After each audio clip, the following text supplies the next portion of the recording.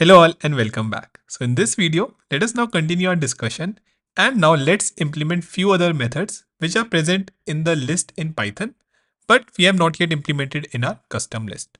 So if you remember in the last video, we started with maintaining and defining our own custom list in which with the help of C type, we were able to define a Python reference array. In that array again, we are just using it to store elements, right? But all the other methods, all the other functionalities and operation such as the append, length, pop and print, we were able to implement by mimicking the behavior which is present in my inbuilt list class in Python. Now moving forward, let us try to implement some more overall methods so that our list class is a lot usable just like the class in Python. Okay, so let us move forward everyone. Now one more behavior which I would like to have is that if we are creating a overall list like this, say 1, 2, 3, 4, 5, then we have this indexing behavior as well. Indexing behavior, right? Where what can I do? I can provide that if L1 of 0, let's say for example, and I will see 1 here, right? So this is the indexing behavior where we can pass an index and finally get that element on that position. Now, the way indexing happen, it is something like this. So zeroth index, 1 minute, zeroth index, first, second, third, and fourth, right? So let us try to first see if our custom list support that function. So let us go back. And what I'm printing now, everyone. So let us remove these things for the time being. All I'm doing is print my list of 0, let's say. Okay. Great. So it is giving us an error. Custom list object is not subscriptable, right? So the reason for that again is that we have not tell our particular class that, hey, what you have to do when you get a request like this, when something is in a squared bracket. For that, okay, so let me write that as well. Let's move forward and let us start on a new page. So the next overall very important function is of indexing. In indexing, all we are doing is we are supporting, let's say if we have a overall list in our Python with 10, 20, 30, 40, 50.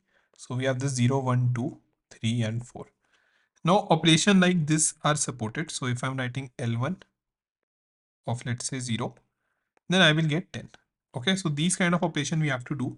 For this specifically, we use a magic method again, get item. Now in this particular example, I'm using lots of magic method so as to show you that anything which Python is doing behind the scene is something which someone has coded. Okay, so Python by default doesn't know anything. It has to be told that, hey, if you are getting this kind of a operation, then this is what you have to do.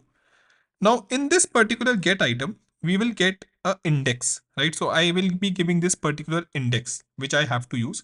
So let us move forward and see everyone. Def get item and along with self, I will be getting an index, right? All I have to do is I have to just return self dot array at whatever index you are asking. Okay, so this should not be an item, my bad. It should be a index, right?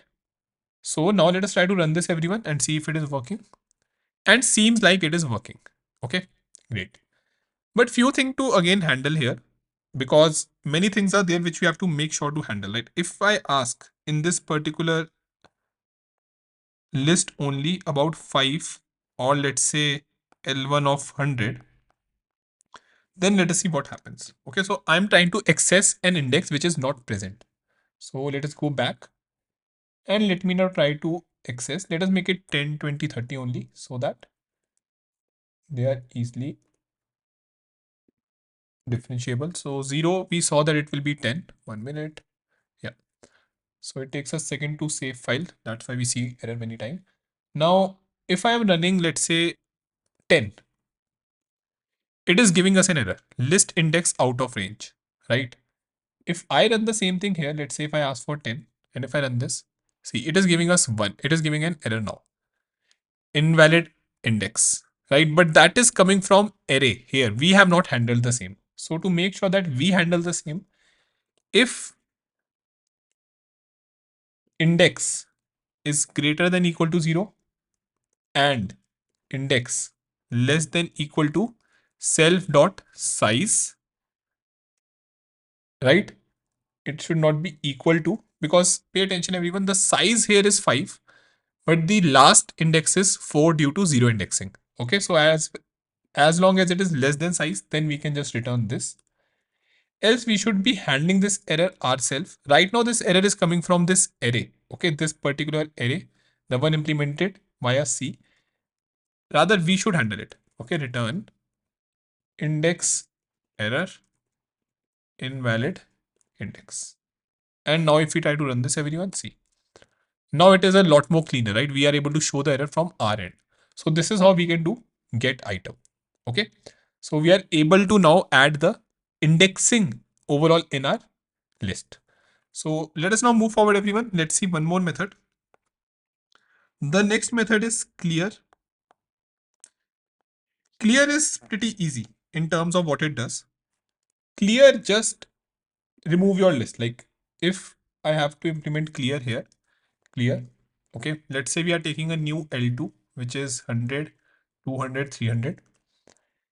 I can print L2 and L2 dot clear. Okay, so all I'm doing is just clearing my list. If I print L2 again, I will see an empty list.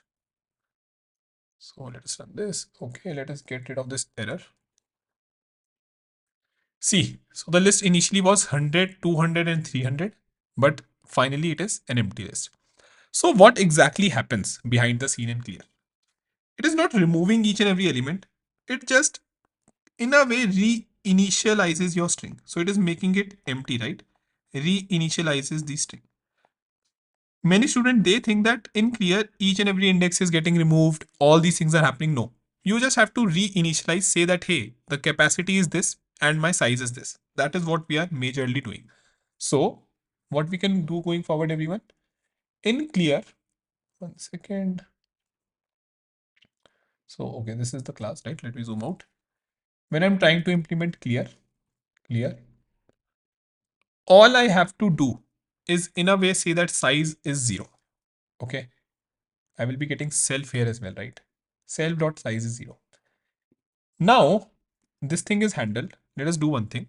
My list dot clear. And if I try to print it now, pay attention everyone. If we try to just print my list, okay, see how it's going to get printed. It's coming out as an empty list. I can print it before as well. Let me comment this and let us print this before as well. See, it was 1, 2 and now it's empty. The reason for that is, in a way, I have resetted the index, the starting position, and I'm saying that, hey, nothing is there.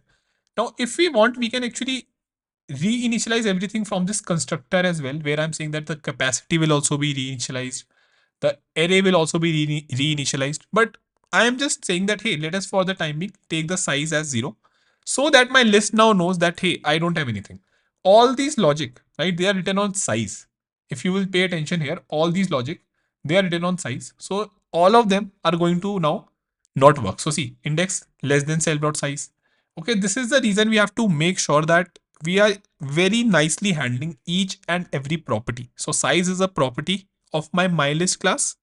We have to make sure that each and everything in every operation, we are making sure that all these things are very nicely handled. Okay. So great, everyone. Now let us see one more method. Pretty sure that these one are clear. So indexing and clear we have just done. Okay. Let us now do an index insert as well. Okay, so this will be the last method and then you will be doing the remove method overall. Okay, so there is a remove method as well which you all have to implement. First, let us discuss about insert. Based on this understanding, you will get an idea how the remove will also be done. Okay, great. So first, let us see the example, everyone. Let's say this is my list again. This time we are doing insert. Okay. I'm copying the same list, naming it L3, and I'm just printing insert here. So we know that from where we have to start. Okay, great. Let us see this everyone now. When I say L3 dot insert, okay, it is asking me index and the objects. So let's say if I say 1 and 100, 1 and let's say 500. If I run this, let's see what happens. So I have not printed it, my bad. 1 second. Print L3. See, I am able to insert 100 here. Oh, sorry, 500 here, right? So let's see what would have happened behind the scenes. I had this list 100, 200, and 300, right? The indexes were 0, 1, 2. Now, whenever we insert, we have to shift and make the space, right? So the very first thing we will check is that if there is space in my overall list or array. For that, we know we did the same thing in append. We will check the size with capacity. If it will be right, then we can proceed. If not, then we will have to resize our array. Okay, that thing we have already done. The best part, we have written a separate resize method internally, which is private. So we don't have to write that logic again and again. But what happens when I have to insert now? The very first thing is whatever index you are providing here, that is where the new element should come up, right? So 500 should come up at this position. How can I make sure of that? I think what I can do is you have this 100, you can leave it as it is because previous we don't have to do anything. If it would have been 2, we won't have to touch 0 or 1, right? So we will run a loop. We are going to run a loop in which it will start from the size. So let's say, for example, here the size is 2, right? So I can write this as well. 1 minute. So yeah, size here is 3. And I'm assuming that I have the capacity. So this is going to be 0, 1, 2, and 3. Okay. So pay attention everyone, what is going to happen. Right now it is 200 and 300 here. Now I don't care what is kept at 3. As of now, I can be fine that because my size is 3. I work my logic from 0 to 2 based on this size. This time I will be starting a loop from size, okay, which is equals to 3.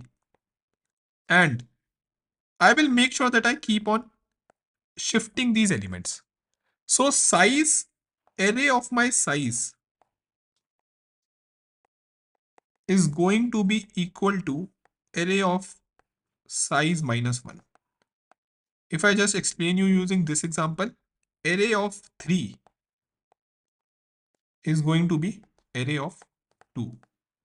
So if I run this in a loop, this 300 will come here. It will be remaining here as well, so we don't have to cancel it. It will be 300 only. Okay, so let me just run the iteration once because this is very important to understand. Let us just make this on notes as well so that you have this with you. Now pay attention everyone. When we talk about insert, let's say again I'm taking an array something like this. 100, 200, 300, and say I'm taking 400 as well. Okay, I have 0, 1, 2, and 3. Okay, please pay attention again, rerunning the whole thing. As of now, my size is 4 as well. Okay, great. Let's say someone called insert. He want to insert, let's say at position 2, the element, say 90. Okay, so that we have the differentiation. The final output I know is going to be something like this. 100, 200. They will not be shifted. They don't have to do anything, right?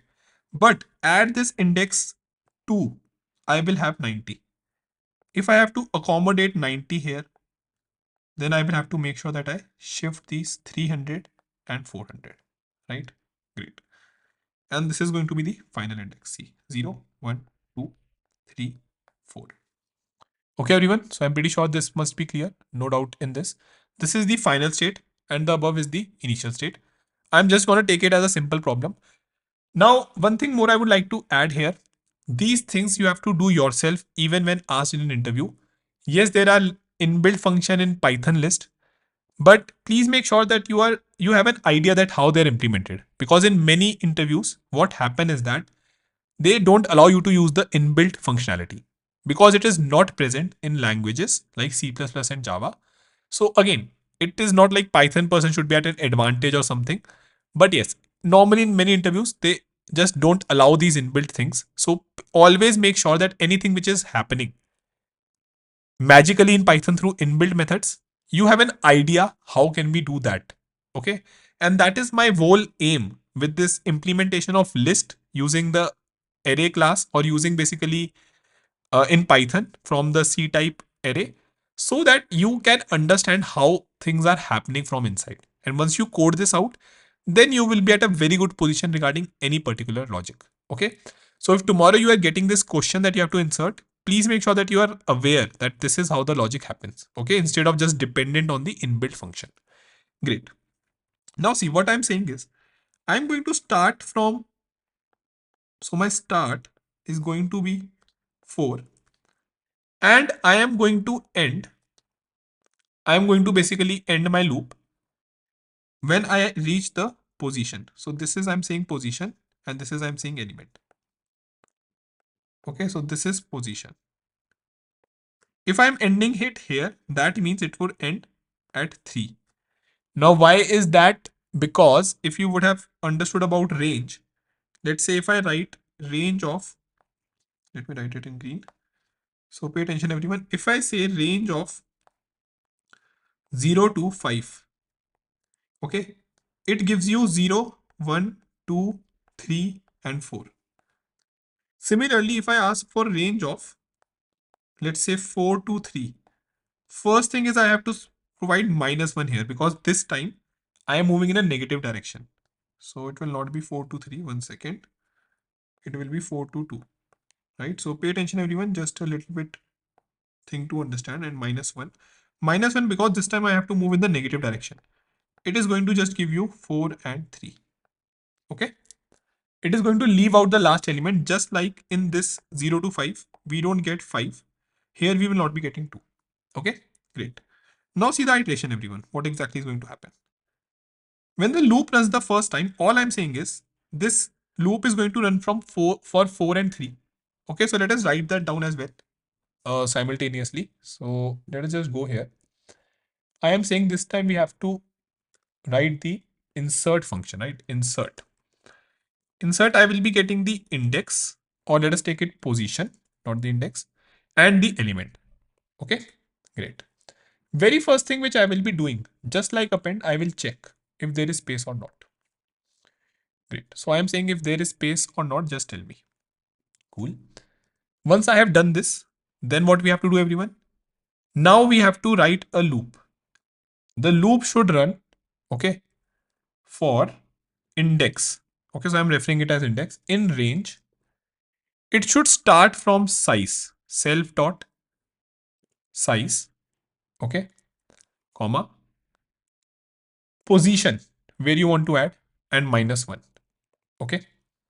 So in our case, it is going to start from 4. It will go till 3, not till 2, because we have -1 and it is range. Okay, let me show you that as well so that everything is clear, no doubt is there. Okay, print range of 1 to 10. Okay, and let us have a list here. List here. See, let me close this. Yeah, and let me just comment for the timing, maybe other things. Should be fine. What we can do is print, and we can have just some extra lines. Okay, great. So see everyone, we are getting 1 till 9, right? We are able to get 1 starting from 1 till 9. Now by default, this is a step, third argument which you must have studied.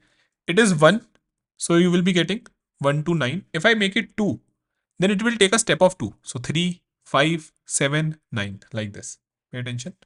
See, 1, 3, 5, 7, 9.